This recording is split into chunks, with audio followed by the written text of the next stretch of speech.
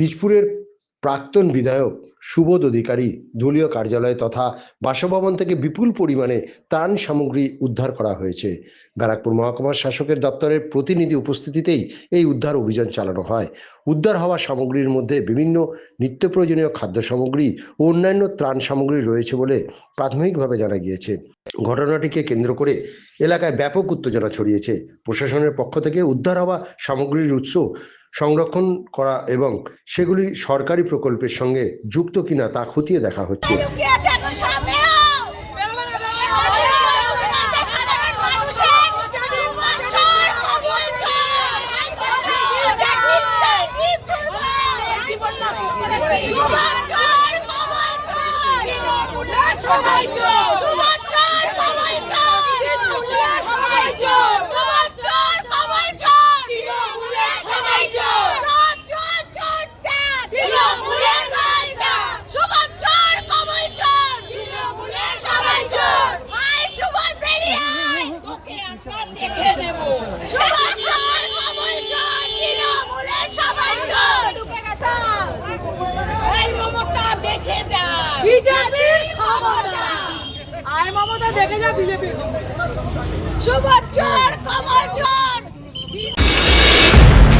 আজকে মঙ্গলদ্বীপ ভবন বাসস্থান কি কি পাওয়া গেছে?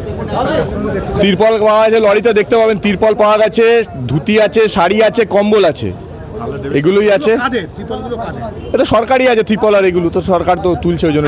আর কিছু এর বাদে আর কিছু এর বাদে একটা হার্লে ডেভিডসন গাড়ি আছে, একটা 4 চাকা গাড়ি আছে। এই যে সরকারি জিনিস এতদিন ধরে স্ট্যাক করে এটা কারোর বাসস্থানে রাখতে পারে? তো বেআইনি, তো অনৈতিক কাজ করেইছে, তার জন্য তো মানুষ ওদের শাস্তি দিয়েছে। সুবোধ অধিকারী এমএলএ এবং ওদের দলীয় যারা দলীয় কার্যকর্তা তারা সবাই মিলে প্রশাসনিকভাবেই তো দুর্নীতিটা করেছে। বাসস্থান কাম অফিস কি আছে এখন কি বলেছে সে তো উনি বলতে পারবে। তোমার বাসস্থান না অফিস সে তো ক্লিয়ারিফিকেশন উনি দেবে, সুবোধ অধিকারী দেবে। তাকে গিয়ে খুঁজুন কোথায় আছে।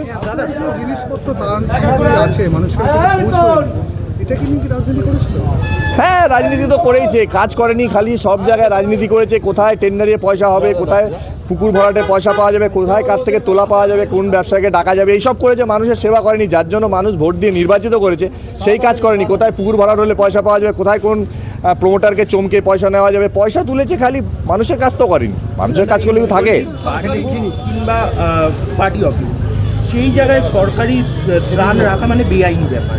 এটা পৌরসভায় কেন রাখা ছিল? আরে এরাই তো বেআইনি, তো সব বেআইনি কাজই করবে। মানুষটাই তো বেআইনি, সরকারটাই তো বেআইনি ছিল, তা তো বেআইনি কাজ করেছে। তার নতুনত্বর কি আছে? 100 স্কুলের টাকা, মঙ্গলদ্বীপে ট্রিপল, কি বলবেন? হালিশহর আর কি কি আসতে পারে? দেখুন কি কি আসতে পারে, আপনারা মিডিয়া আছে, আপনারা ভালো খোঁজ রাখবেন, দেখতে থাকবেন কি কি হয়। এরা হ্যাঁ, কিছু না কিছু তো বেরোবে। এত চুরি করেছে, সব কি আর নিয়ে যেতে পেরেছে? কিছু না কিছু রেখে যাবে।